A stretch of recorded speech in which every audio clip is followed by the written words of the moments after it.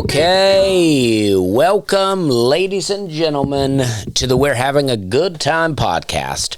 My name's Dusty Slay, and I'm your host, and I'm excited to be here. Hey, this weekend, should be tonight when this podcast comes out, I'll be in Auburn, Alabama at the Gogue Center, and then next week I'll be at Binghamton, New York, and Buffalo, New York. Binghamton, New York, and Buffalo, New York. Then Reading, Pennsylvania, and Wilkes-Barre, Pennsylvania, I believe. Yes, Wilkes. So that's just a few things coming up. All weekend shows. You can find all that at dustyslay.com. I just been trying to be on top of giving those dates at the beginning of the show, just so, you know, you're familiar with where I'm going, and pumped about it, dustyslay.com. This podcast is now on YouTube, which is doing very well. I'm very excited. When I went from posting just audio to video, I was very nervous about it because when I just post audio podcast, only I can see those numbers. I'm sure there's somebody that knows how to grab the numbers, but for the most part, I'm only seeing how many people are watching it. But when you go to YouTube, everyone sees, and you don't want low numbers. I mean, you all got to build from somewhere, right? We all have to start somewhere, but nobody wants low view numbers. It doesn't look good. But I'm very excited with the views. I mean, for some people, these are low view numbers, but I'm very excited about it. So thank you guys for watching the podcast. Thanks for tuning in. And if you're, like I say, it is on YouTube now. So if you've not seen it there, go check it out. And if you're watching on YouTube now, subscribe to the channel. Click the bell for notifications, as they say. Give the video a like, share it with a friend. Or you don't have to do any of those things, but because I appreciate you tuning in no matter what. And I got a couple of my things back on the wall. I got my Steve Martin poster back on the wall and my horses running in a field. I got a little depth. I also got my YouTube plaque for where I hit 100,000 subscribers. I feel like putting that up there somehow gets you some reward from YouTube, so that's why it's up there. And I am happy with it. I mean, that shows that people have subscribed to my channel. We're at about 150,000 now, so that's very exciting. But it's great. Everything's going good. I appreciate you guys. I just got back from Biloxi, Mississippi. I'd never been to Biloxi. I did a show at the Beau Rivage Casino in Biloxi, Mississippi, and I thought it was great. If you live in the Southeast, there's no need to go to Vegas. Now, Vegas has shows and things like that. If you really want to see the shows, I think Vegas is still the place. But if you're just into gambling and you want a little comedy, I think Biloxi is where it's at. I think they have 8 casinos, 7 or 8 casinos. They got beachfront property. I don't know that I would go into the beach. I'd like to get into that a little bit into the podcast. But, you know, I just want to say there were people down there, people from my hometown that traveled to come to the show, and people from Nashville that traveled to come to the show, and people that traveled from further than that came to see my show. And I appreciate it. Thank you so much, because I know that when you do that sort of thing, a lot of times you get babysitters, you rent cars, you pay gas, you pay for flights, you pay for hotels, and you do all those things to come see my show. And while I've done that in the past, I remember traveling to see Hank Williams Jr. play. I remember traveling to see Matchbox 20 play. I traveled to...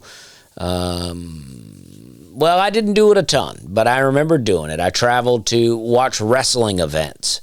I think we went to Montgomery or Birmingham to watch ECW back in the day, WrestlePalooza.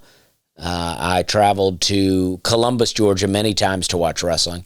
So while I've done that, it feels weird to be on the other end of that, to be someone that people are traveling to see. and I appreciate it. In Biloxi, I set a new record for myself. I did an hour and 24 minutes. I think up until that point, my record was an hour and 22 minutes. So it was a new record, and it feels good. I mean, I do want to get up to an hour and a half. That's kind of what I'd like to do. As long as I'm doing, if you see me in a club, it's probably going to be right around an hour. But if you see me in a theater, my show will probably be about an hour and 20 minutes long.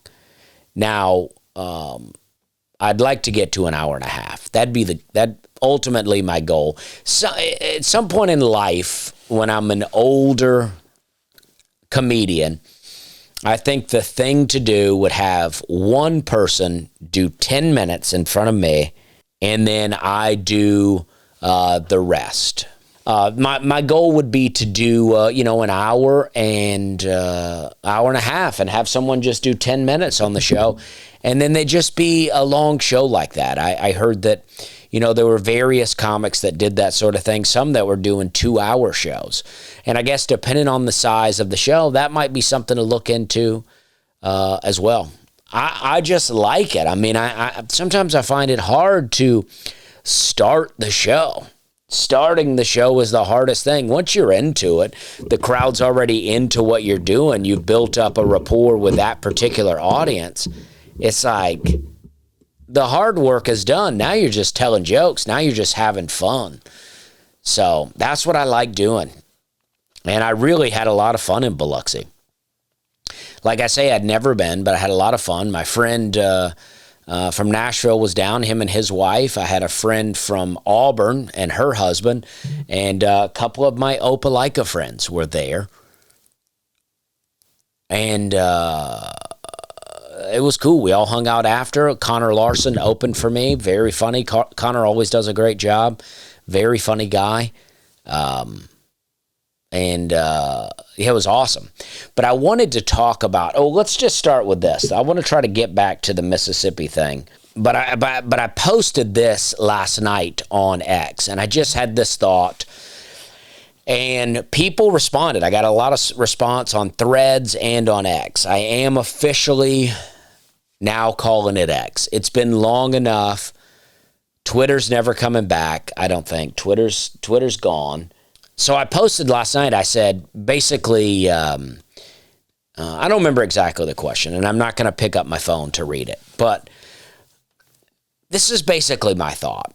They always, Rolling Stone magazine, other publications, other music things on the internet, I know these things are useless. They're meaningless. It doesn't matter. But this is my question. They always go, greatest guitarist of all time. It'll be like 10 greatest guitarists of all time, 50 greatest, 100 greatest. It doesn't matter how long the list is. Number one is always Jimi Hendrix. Number two might change. Number three might change. 4, 5, 6, 7, all the way through.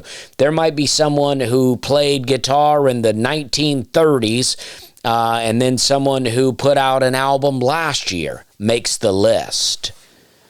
But no matter what, Jimi Hendrix is always number one. And I don't feel like you see that with anything else. It could be a drummer, a bass, a singer, an actor, an actress, and a wrestler. It could be anything. There's never a definite number one amongst everybody all the time. And so my question was, why is it always Jimi Hendrix? Why are we just like, as a society, like, oh, it's undoubtedly Jimi Hendrix was the greatest guitarist of all time? One of the comments was to me, have you ever listened to his music? As if to say, if I listened to it, then I would know why he's considered the greatest. I have listened to it. A lot. I love it. I love Jimi Hendrix. This is, and even some people commented that they were like, I don't like Jimi Hendrix either. That's not my issue. I love Jimi Hendrix. I thought his music was really fun. I really like so much of it. So it's not a question of Do I like it? Is it good? It's obviously good. And then other people said, oh, it's because, 4, 5, 2, 3, 4, and 5 all said Jimi Hendrix was the best. And maybe that's true. Maybe. But I feel like Eric Clapton, B.B. King, Stevie Ray Vaughan, Jimi Hendrix, like they were all buddies. They all played. And people were calling Eric Clapton a hack in the comments. And I'm like, I don't know why we're attacking Eric Clapton now. I think Eric Clapton's great. He put out some really great music. His album, Layla and Other Assorted Love Songs with Duane Allman is some of the best guitar stuff I've ever heard. They even played Jimi Hendrix's song Little Wing, I think as a tribute to Jimi Hendrix, but they also mixed it up in a way that I thought, well, that's very good. Stevie Ray Vaughan, I'm not the biggest Stevie Ray Vaughan fan, but he really jams. Chet Atkins, I don't know. I'm not a...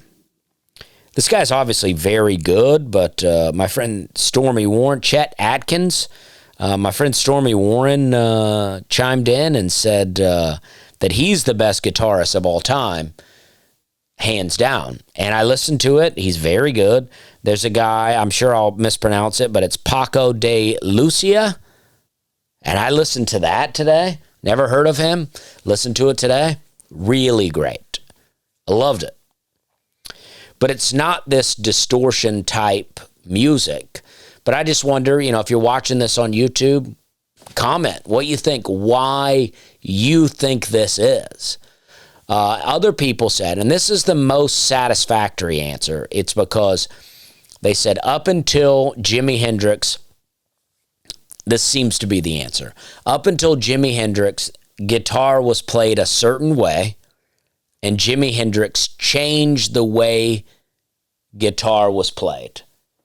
And that anybody after that we might consider the greatest, was able to listen to what Jimi Hendrix did first. And I don't know what came first. I should have looked this up, but like the Beatles have that song, My Guitar Gently Weeps, which is a real jam, which is what, there's a video going around lately of Tom Petty singing My Guitar Gently Weeps on what appears to be an award show and Prince playing the guitar. And it's a real jam. It's incredible. A lot of people said Prince is the greatest guitarist of all time.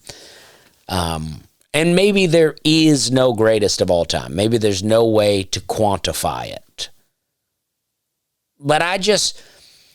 But even saying that, there's no way to quantify it. Why do we always put Jimi Hendrix number one? No matter what, why is he always number one?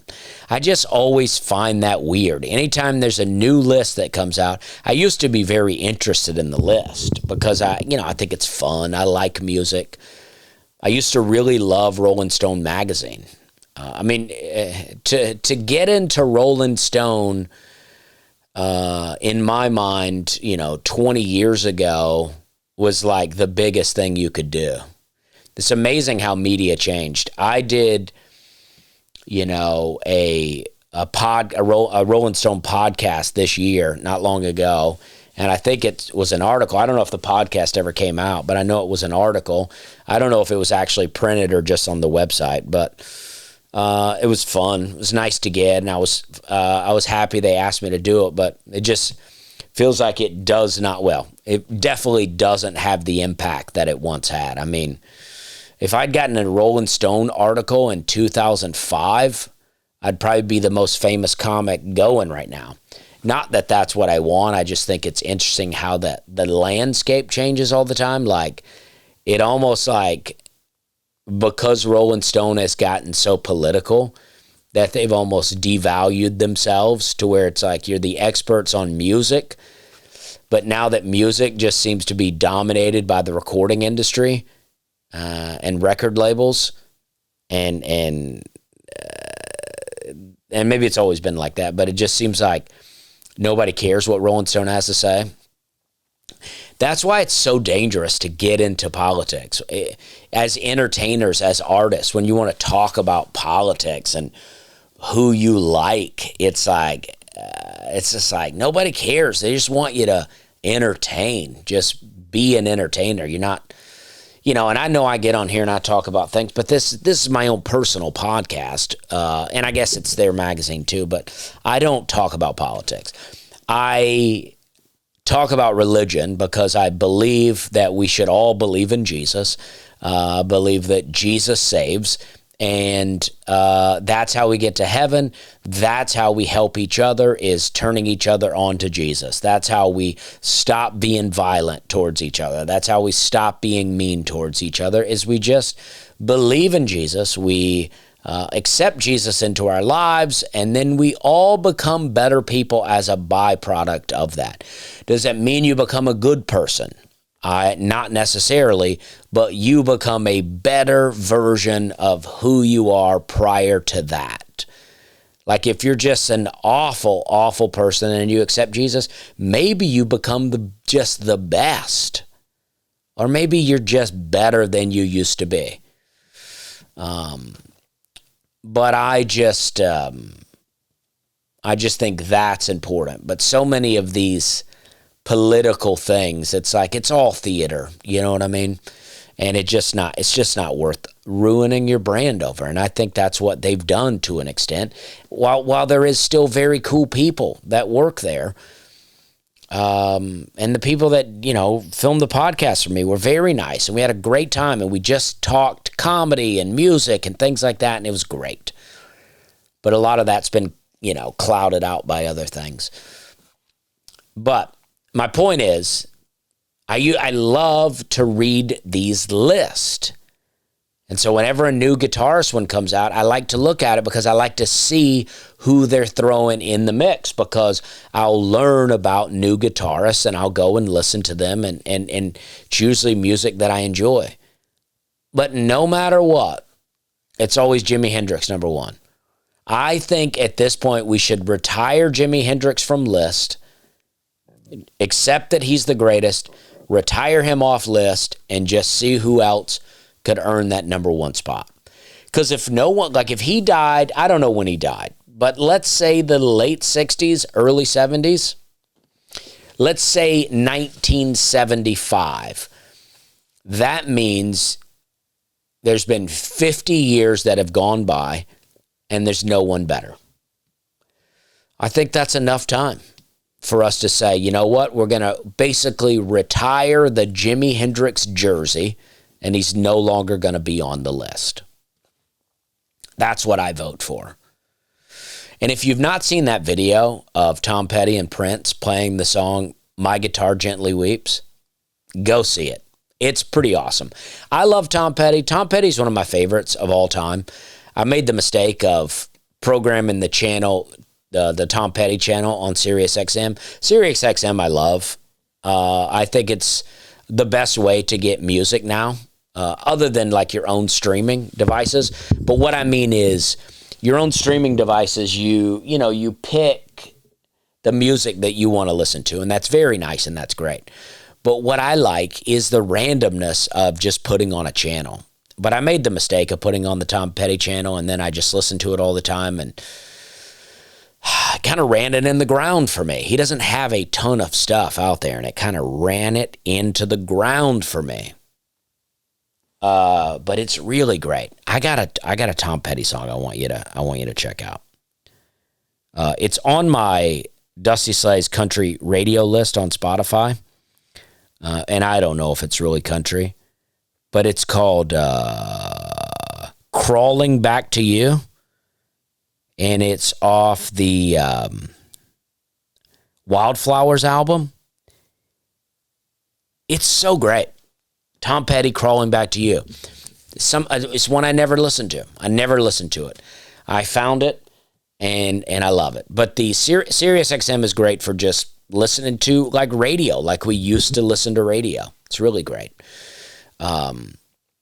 But that's all I got to say about that. That was too much. I crammed too much into that one little thing. But And I got other stuff that I'm working on right now. Me and Connor just filmed sort of a video reaction kind of thing. I'm not trying to do that in place of the podcast. I'm just trying to do a couple of other video content things where we find some videos, we watch them, we react to them in real time, try to make some jokes. And an idea that we have, I'm going to create a new email. I haven't done this yet, and I don't want to give out an email that I haven't created yet. So for now, I'm just going to give you the old Dusty Slay comedy email, and dustyslaycomedy@gmail.com. If you want to send video, maybe it's a video that you really like that you've seen on the internet. Maybe it's your own personal video. Maybe it's a clip of you doing stand-up that you'd like us to watch and react to. I'd love that. Just some kind of video, even if it's just a link. I think Connor can download it. But I just want to do something, original. It's hard to find the clips, but I thought if you had your own personal stuff that you wouldn't mind us making fun of a little bit. I'm not into making fun of anything too much, but to some degree. But show the video, laugh at it, make jokes about it. That'd be really fun. dustyslaycomedy@gmail.com. We're going to try to start putting something together there, just something additional. I'm just trying to mix up the content. So that will be fun. If you have something that you want to do, I don't know when that'll come out, but Connor's working on some videos now. We mainly, watch some fail videos and some Family Feud clips, just some stuff like that. But if you got something, send it my way. I'd love to check it out. Let's see. I had an email, and I wanted to read that. I got a couple of things. Oh, this guy, he heard me talking about video games on Nateland, and said I played a lot of video games when I was younger, and like everyone, I started with Nintendo, then went to Sega, then Sega 32X, where I only played Doom, then Nintendo 64, and lastly the GameCube. I think that Zelda Ocarina of Time was my favorite. I also really liked Blaster Master for original Nintendo. What are some of your favorites? Well, I was born in 1982, and I got sisters that are 9 and 11 years older than me. So when I first was like awakened to video games, I don't know how old I was, but it was Atari. Atari was what we were playing first. We were playing Pitfall and some kind of ghost game. And Pitfall is mainly what I remember. Pitfall was really great on Atari back then. It was a really good game. And there were a few other things. Frogger, I remember. And we played that. That was great. And then when regular Nintendo came out, whatever year that was that came out, I got one of those. I loved regular Nintendo. I loved all the Mario games. Excite Bike was one of my favorites. I don't remember if Paperboy was Nintendo or Super Nintendo, but I had a game called Elevator Action. That was probably one of my favorite video games, Elevator Action. You were like a criminal, and you would zip line into the top of a building, and then you would try to work your way down, going through doors and different elevators while the cops were after you. That's about all I remember of that game. But then I also, I think Double Dragon was on it. Double Dragon was one of the best. Amazing game. I'm sure there are many that I was forgetting. The thing about me, I always talk about growing up poor, right? But I mainly talked about it in stand-up. But since then, I've said many times on podcast, I grew up in a trailer, but my mom had a pretty good job working at a factory that made VHS tapes. And I don't think our problem was that we didn't have any money. Our problem was we just spent it on fun things rather than buying a house. Like, my parents got divorced when I was 2 or 3, and my mom moved into a trailer park really close to where she used to work.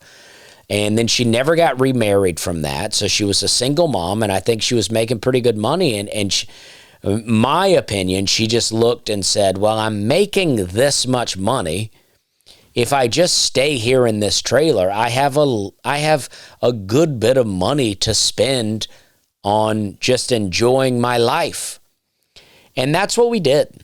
So I had a lot of video games. My mom would buy me video games. I remember going to some kind of like a Sears or JCPenney or some kind of store like that to buy Mario 2 when it came out. It was so exciting to get that game.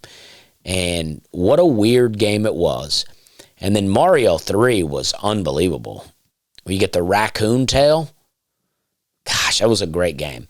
And then when Super Nintendo came out, I got Super Nintendo, and there were some other kids in my trailer park, Brandon and Greg Stepp, brothers. They had Sega. So I would go to their house and play Sega. We would play Sonic the Hedgehog, stuff like that, and I had Super Nintendo. I love Mario, Mario Kart, Street Fighter, Mortal Kombat. I mean, Super Nintendo was a real era of video games, and there were so many. I never really got into Zelda. I don't know why. That seems like that would be right up my alley. I loved, there used to be an arcade game where you could, it was basically like Lord of the Rings. You could be, kind of the man, you could be the elf, you could be the dwarf, you could be the woman, Though, like, I believe those were the choices, and you could play 4 people at the time on the arcade. I love that. So you would think Zelda would be up my alley, but for whatever reason, I think it was too advanced for me, and a little confusing, maybe a little slow-paced. I just never got into it. And then I got PlayStation. Now, this is a story I've told before on the podcast, but I had divorced parents, and, so I would always have 2 Christmases. I would celebrate Christmas Eve with my mom, and then on Christmas Day, my dad would come pick me up. So we get 2 weeks out for school. So I would spend the first week out of school with my mom leading up to Christmas Day. So we would all open our presents on Christmas Eve, and then Christmas Day I would wake up and get my Santa Claus gifts. And then my dad would come pick me up. So I would basically leave all my toys that I just got and then go to my dad's for the second week. And then, but we would get a whole other Christmas. But at my dad's house, since my sisters were 9 and 11 years older than me, I mean, it was mainly my Christmas. The focus was on me at my mom's house. And then I would go to my dad's house, and I had 2 stepbrothers that were similar in age to me. So my stepbrother that was a year older than me and him would share a lot of gifts.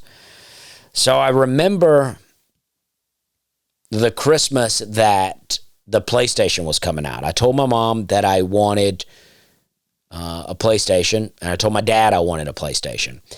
And about 2 days before Christmas Eve, my mom had wrote me a letter.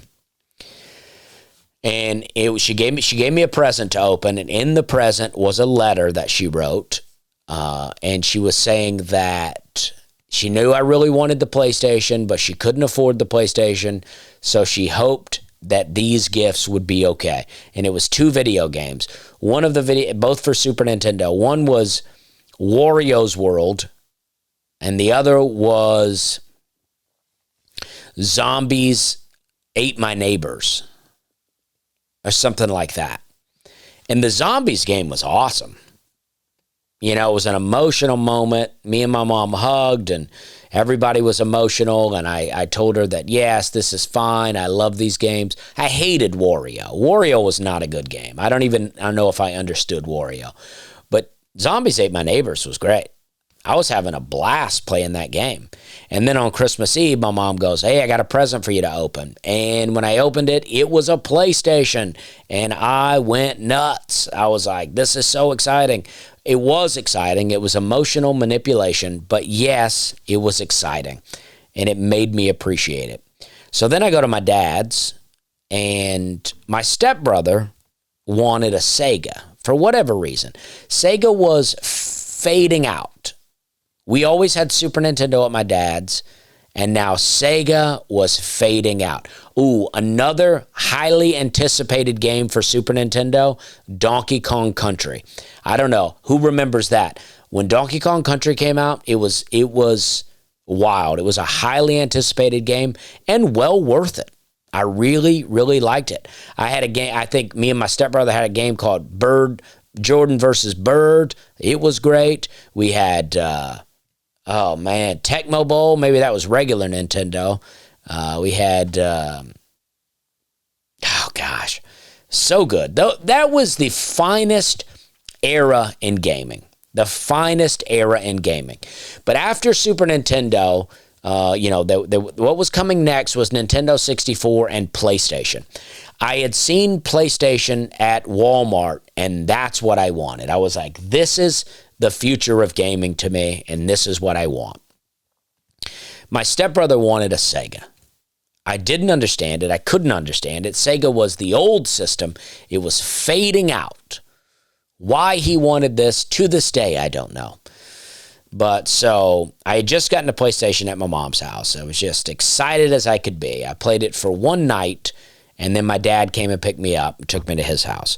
So we get to his house, and we have 2 gaming-size console boxes under the Christmas tree. And my stepbrother opens his gift. It's a Sega. He loses his mind. He's so excited. And he should be. That's what he wanted. I got my gaming console size box. I'm excited. I open it. It's a Sega. We both got Segas. And my dad was so excited to get me the Sega. Because I don't blame my dad, other than not believing me, but my dad was manipulated.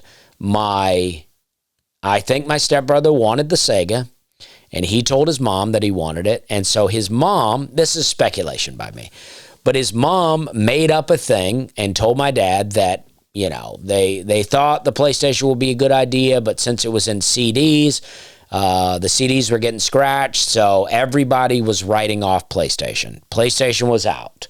It was a failed attempt at an idea. So my dad did not get me a PlayStation. He got me a Sega. So that week, I didn't open my Sega. I just played my stepbrother's Sega. I never opened mine. The rest of the week, we just played my stepbrother's Sega. And then when I got home, I took my Sega with me to my mom's. And when we got home, I told my mom. So we took the Sega back to Walmart. We returned it in exchange for store credit, and we bought 2 PlayStation games. And that's what I'm talking about. It was awesome. I don't remember what games I got with that money, but I know that one of the games that I had was Tekken. And to me, Tekken, I just talked to Aaron Weber about this a little bit, and he said that, the graphics from PlayStation don't hold up as well as older games like Super Nintendo and regular Nintendo. And I don't know, but I know at the time, Tekken just was unreal. It felt a little 3D, and I love that game so much. I loved my PlayStation. And also, in that next year, my dad and his wife got divorced. And so the next Christmas, my dad bought me a PlayStation. He came around.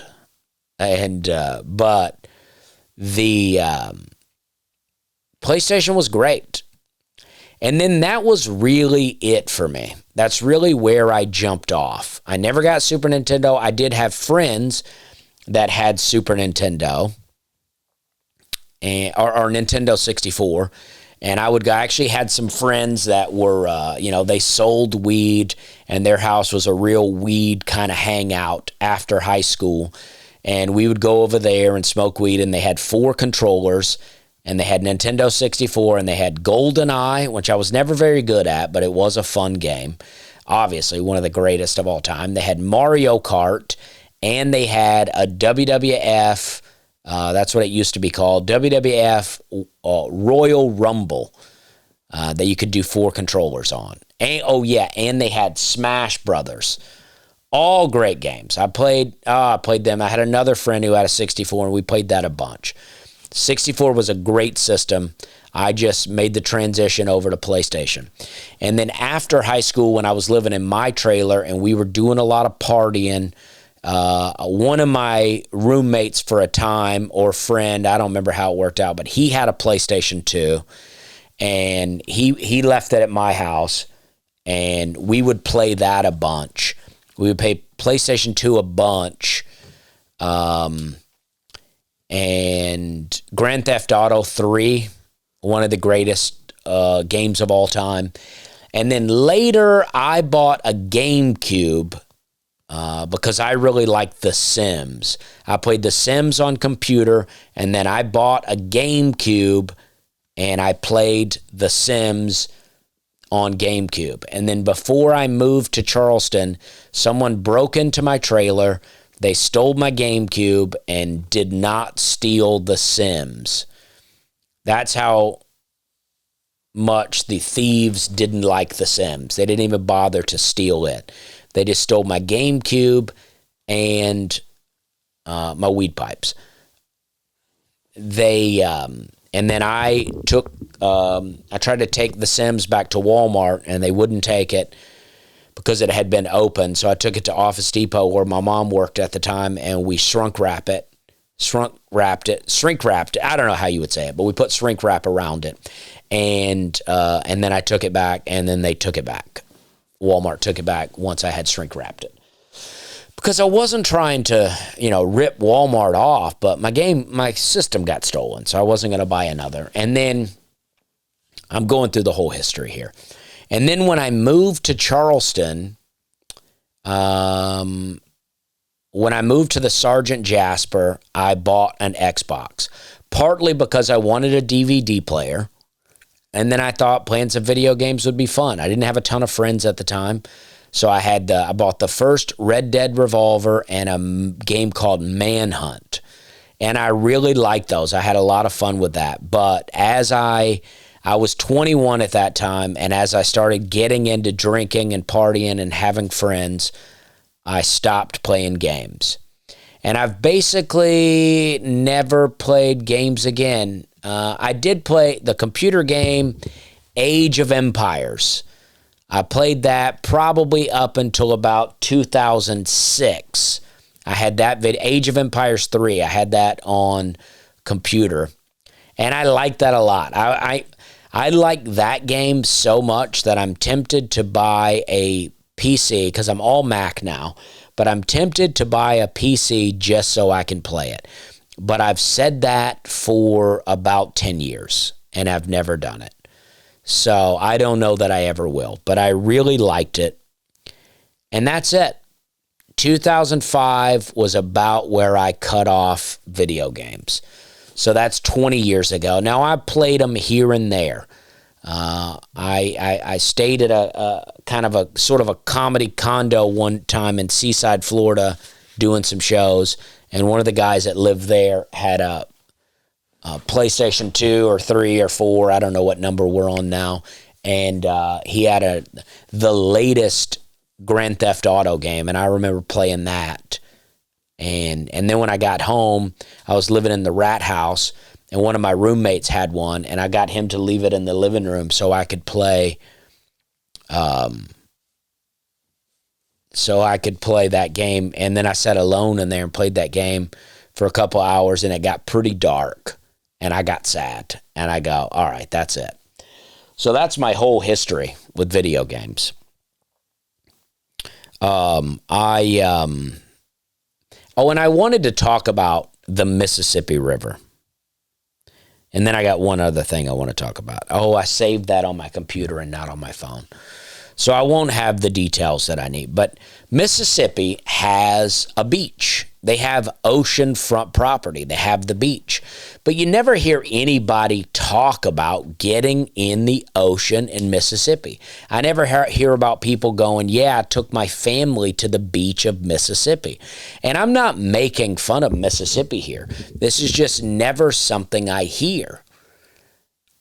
Louisiana, you don't hear about it either, but Louisiana is almost like, you almost like write it off because you hear about so much swamp stuff in Louisiana that you just kind of assume that they don't really have beach in Louisiana. And I don't know if that's true, but that's just kind of my assumption. It's like, oh, maybe they don't even have beach in Louisiana because they have, a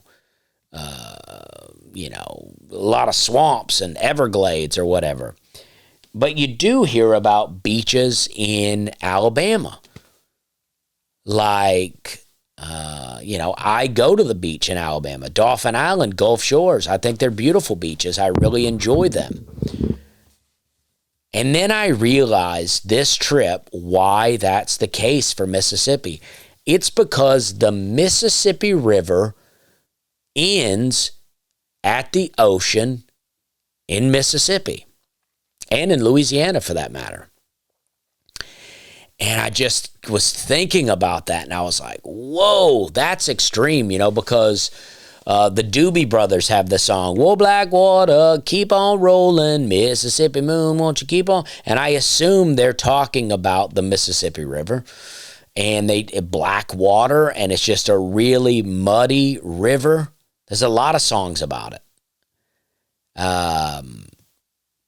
And then Mississippi River runs from, I believe it starts in Minneapolis, which is a huge city, St. Paul, and it runs through cities like St. Louis, which was huge cities. St. Louis has become like dangerous, in the last little while, but my understanding is it used to be one of the hugest, biggest cities. And then you go on down through Memphis and then through New Orleans before dumping out into the ocean. And I just think, and then I believe there's 7 other rivers, the Missouri River being one of them, which is the longest river in the country, connects to the Mississippi, and then 6 other rivers beside that also connect to the Mississippi. So it's just like this main artery of stuff. So you can imagine what that water is seeing and experiencing before it gets dumped out into the ocean. So that's got to be the worst part to go swimming.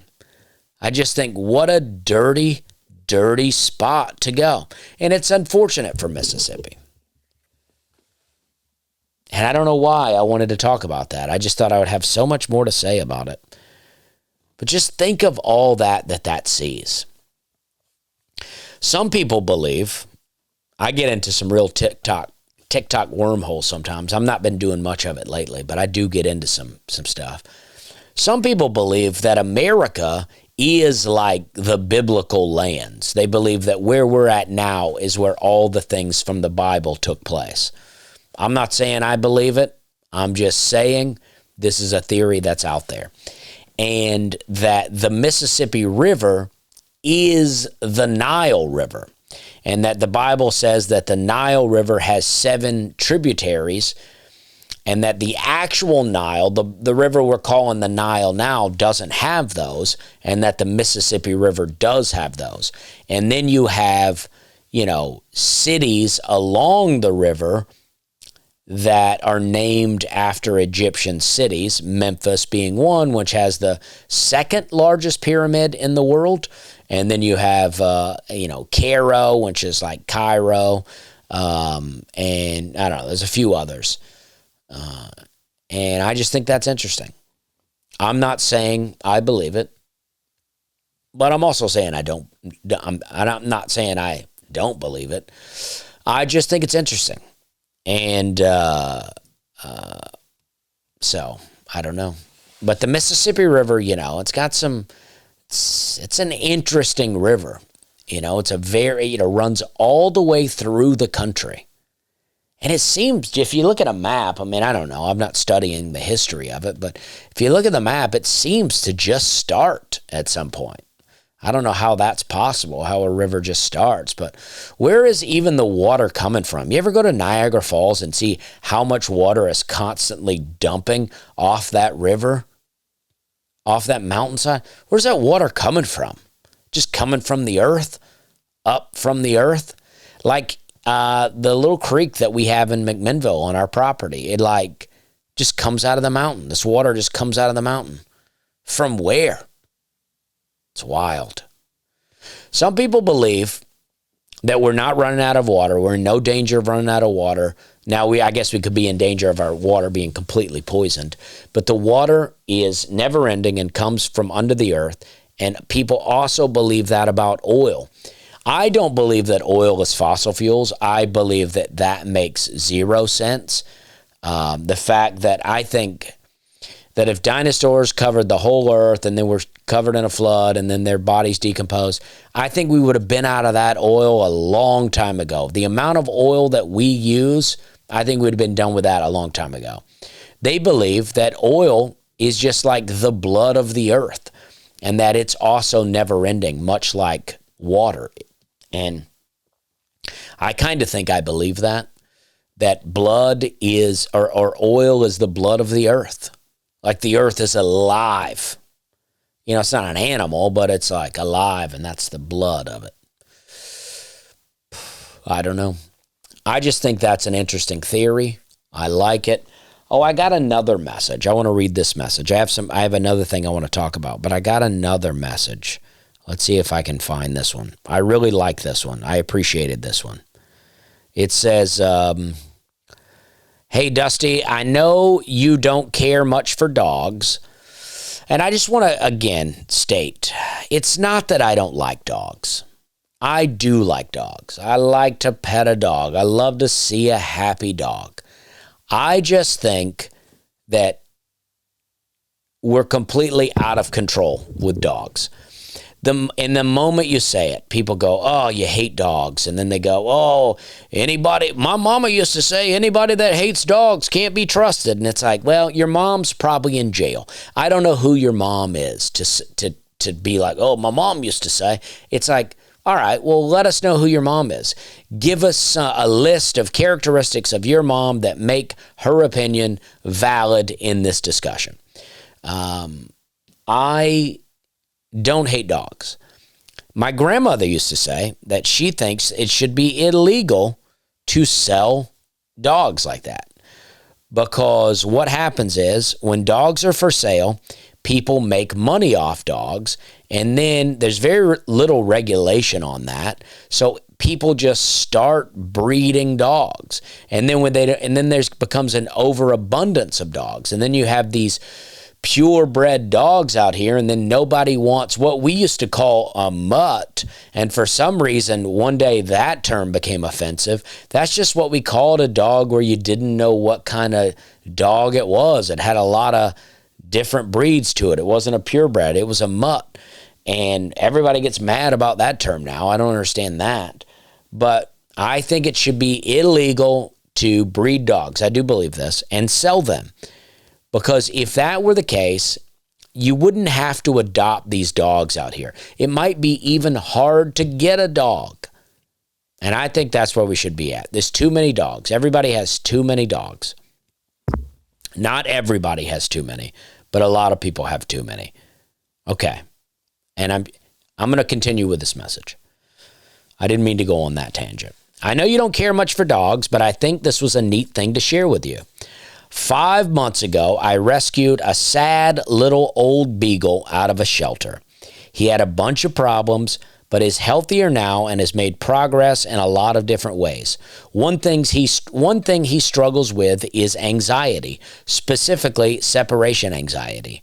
I got to tell you, I was at this part of the message when I was rolling my eyes a bit, but it really turns around. I've tried a lot of different things that claim to help with that, But one thing that relaxes him and calms him down is your podcast. And this is where I started to turn around on the whole thing. Okay? It must be the tone of your voice and the way you sound.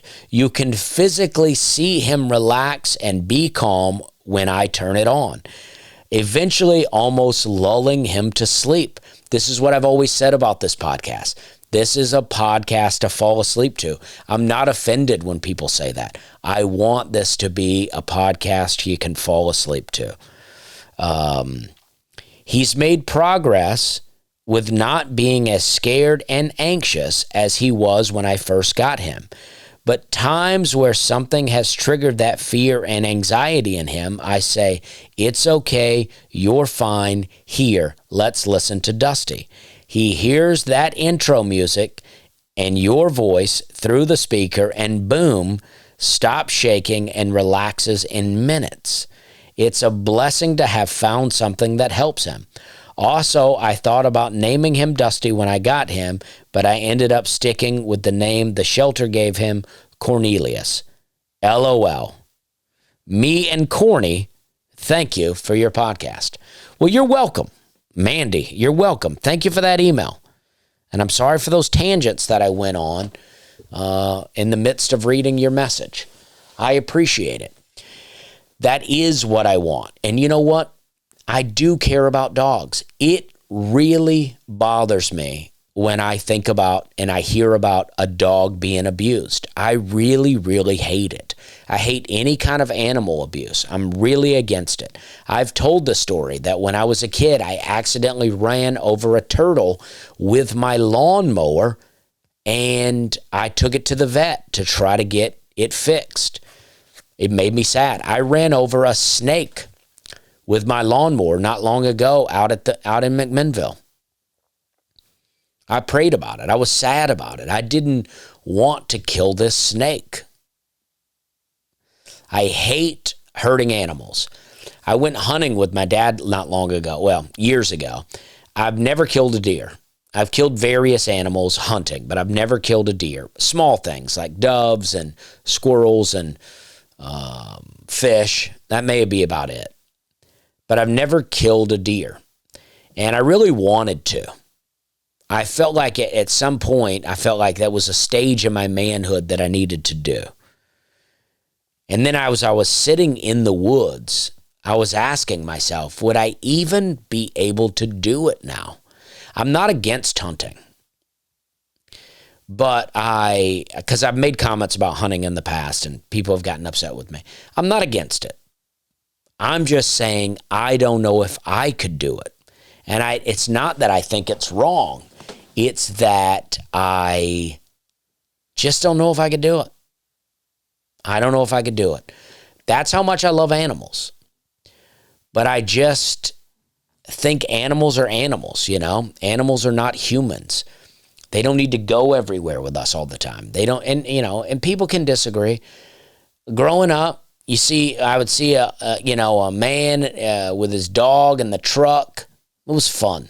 I liked it because it was rare. It was rare to see somebody riding around with a dog in their truck. It was fun to see. But now everybody's riding around with their dogs. They're taking dogs on planes. Everybody, they got their little vest on the dog. This is my emotional support dog. And everywhere you go, everybody's house you go to, it's filled with dogs. I just think it's an insane dog culture that we live in now. That's all. I'm not mad at you for doing it. It's your life. You do whatever you want to do. But I think I'm against selling dogs. I think everybody, when you want a dog, go get one from the pound. Try to get a small one. Try to find a friend who has an extra. Just get that dog. And no pit bulls, guys. Stop it with this pit bull thing. People sent me some videos about pit bulls, about they had them and they love them. I get it. You love it. I'm not mad at you for having it, but I wouldn't come over to your house if I found out that you had them. They're wild. They're wild dogs. I know they're sweethearts until they're not. But we're having a good time. You get whatever dog you want, but don't let it chew the leg off of an old person. You know, don't let it attack your kids. You don't need me to lecture you about it. We're having a good time here. This is my last thing I want to talk about. I've been watching Marvel movies again. I have Disney Plus. I'm against Disney. I'm anti-Disney, but I do have Disney Plus. And I've always liked the Marvel movies. I watched all the Marvel movies up until Endgame, and I just loved them. I know it may be childish, but I loved them. I did love them. I thought they were very fun. And then I kept watching them, and I started thinking that these movies are not good now.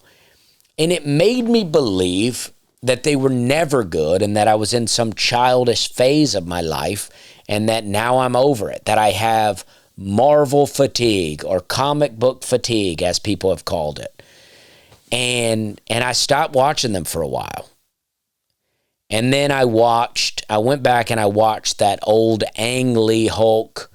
I forget the main guy in it, but great cast. I've already talked about it. Really good Hulk movie. Eric Bana was the guy.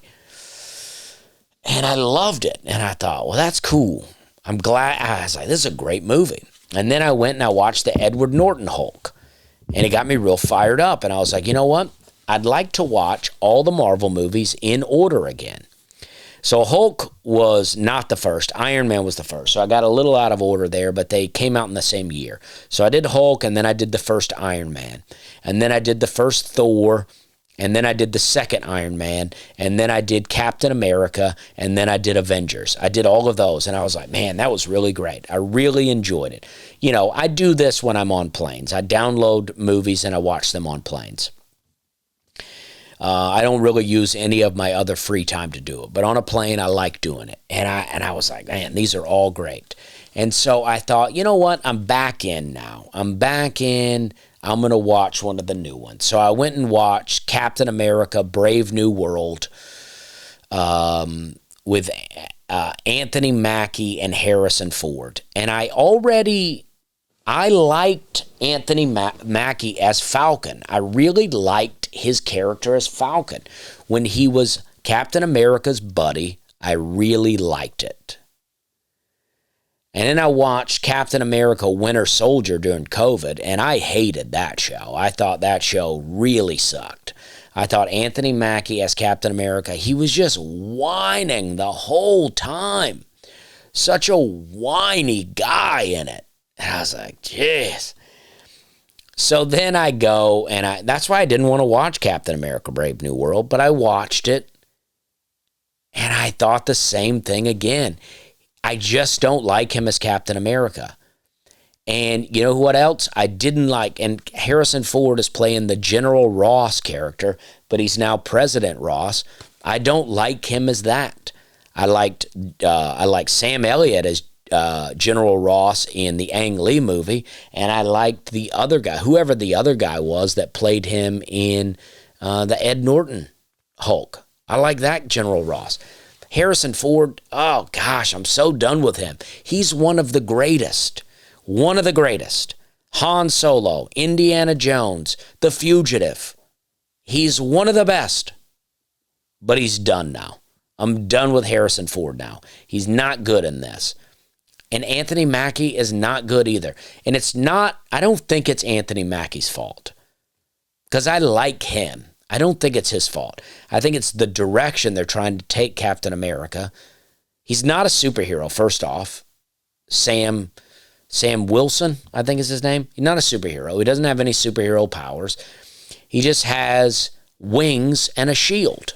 You can't, and then Harrison Ford turns into the Red Hulk. You don't take on the Hulk if you're not a superhero. I didn't like it. It's not good. The next one that I'm going to watch, I'm just saying, it's not good. And I don't know why they're doing it. Because they know how to make good ones. Just make good ones. And then, the next one I'm going to watch is, I forget even what it's called, but it's a new one with, I don't know, a bunch of people. The Winter Soldier is one of the people, and it's a bunch of people, and they're like superheroes, and they're going to, they're like a team. I think they're calling them like the new Avengers or something. I don't know, but I'm sure it's going to be bad. But I am going to watch it. And then I think I'm going to go back to watching the other. But, the Marvel movies reached this dark phase. And I think that after the Avengers, the first one, is where it starts to enter the dark phase, where it's like Thor is in a dark world. There's Iron Man with the I don't know. We thought it was going to be Ben Kingsley was going to be the bad guy, and then he ends up being like just an actor, which was real disappointing. Iron Man 3 I didn't like that much, but so I don't know that I'll make it through them. But everything leading up to Avengers is really good. It's really good. And it felt like everybody was happy and they were excited and everybody wanted to be a part, and it was great. But they lost it. They lost it, and it's too bad. And I would love to hear people's thoughts on that. Do you like it? Do you like the direction that Marvel is going? What are your thoughts on it? Who's your favorite guitarist of all time? I feel like, you never see J.J. Cale up in the mix. I think J.J. Cale's great. He's just jamming. Neil Young's great, right? And maybe they're on these lists. But why do they never become the greatest? Why do they not get to be the greatest? I think this is a good podcast. I mean, I know it's my podcast, and I recorded it. And I guess I shouldn't say that the podcast that I did was good. But I do think it was. Oh, let me read this. I wrote this, and I was watching these people at the airport. I'm just going to read it. Or maybe there was this couple at the airport. I saw them. I was sitting in, I'm over now. I'm over an hour. But I was sitting in this seat. I get there. Oh, gosh, I get to the airport so early. I get to the airport, and my gate is not even advertising that my flight will be coming out of there yet. So I'm sitting there. Everything's pretty empty. And then this couple comes, and they don't sit next to each other. They sit across from each other, and then they put their drinks on another seat. So the two of them are taking up 4 seats. It's fine because it's pretty empty. But they're also talking to each other from across the way, and I was just sitting there in peace, listening to my headphones, and now I got to hear them talking. And, they're both dressed fairly well, and they're both fairly attractive people. The guy is pretty jacked, shaved head, 5 o'clock shadow. He's got like a shirt over his shoulders that he's tied, looking like kind of preppy, but he's in athletic shorts, like he could be golfing. And then the girl seems like she was very attractive back in the day, but she's got kind of those jerky moves that people have when they've done too many drugs at some point in their life. And they're just talking to each other, and they're talking to each other about real estate, I imagine. She goes, what was that house? What was it at 4? Oh, no, she goes, what was it, 465 when we took it off the market?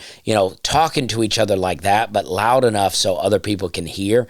Like making it, like it was to me like people that had never had money but now have money and want people to know it, or people that don't have money and want you to think that they have money. And I don't know. I was just so annoyed by them. And maybe I'm wrong about them. Maybe I shouldn't have been judging them. I don't know why I wrote it down, but I was just watching them. And I was just like, there's something about these people. I just need to take note of this. This needs to be, I don't know, other people need to hear about these people. And I don't know why I felt that way, but I was just so annoyed by them. Oh, also, last thing. I voted the Charlotte airport the worst airport in the country, worst major airport in the country. And then I realized that it's the E gates, it's the E wing of the airport that's just horrible. The rest of the airport's okay, but I didn't want to go back and correct it, but I thought I'd say it on here. It's just another complaint I had on X. The E terminal is completely falling apart and is total garbage. The rest of the airport's doing fine. It's too crowded, and they don't have a lot of good food options, but it's okay. I just wanted to say that. All right, listen, guys, this is a fun podcast. Tonight, I'll be in Auburn. Next week, the 12th and the 13th, I'll be in Binghamton, New York, and Buffalo, New York.